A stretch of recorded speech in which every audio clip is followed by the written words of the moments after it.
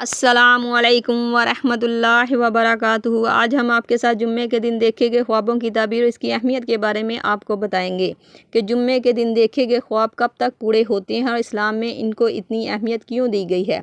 तो वीडियो शुरू करने से पहले मेरी आपसे गुजारिश है कि मेरी वीडियो को पूरा देखिएगा। इस्लामी रवायात और ताबीरात के मुताबिक जुम्मे का दिन एक बाबरकत और मुक़द्दस दिन है।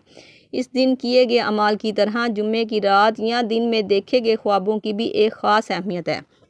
ख्वाबों की सच्चाई का इम्कान कुछ उलमा कराम के मुताबिक जुम्मे की रात यानी जुमेरात की शाम से जुम्मा की सुबह तक देखे गए ख्वाब अक्सर सच्चे हो सकते हैं और इनकी ताबीरात जल्द पूरी होने का भी इम्कान होता है, क्योंकि जुम्मे के दिन को ख़ास फजीलत हासिल है। इस दिन देखे गए ख्वाब रूहानी इशारे भी हो सकते हैं जो किसी नेक अमल या तनबिया की तरफ इशारा देते हैं।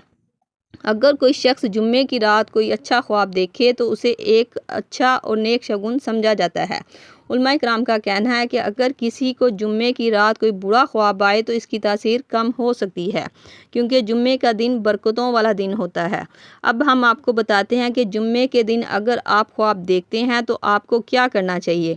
अगर आपको देखा गया ख्वाब याद रहे तो किसी इल्म वाले से इसकी ताबीर पूछें। ताबीर पूछते वक्त इसे जुम्मे के दिन का हवाला भी दें और अगर अच्छा ख्वाब देखें तो अल्लाह पाक का शुक्र अदा करें कि अल्लाह पाक ने आपको एक अच्छा और बेहतरीन ख्वाब दिखाया।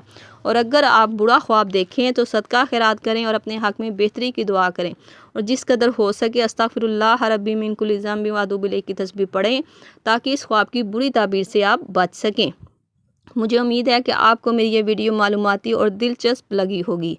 अगर वीडियो आपको पसंद आई हो तो मेरे चैनल को सब्सक्राइब कर दें ताकि ख्वाबों के हवाले से आपको सच्ची और हकीकी ताबीरें मेरे चैनल पर देखने को मिलती रहें।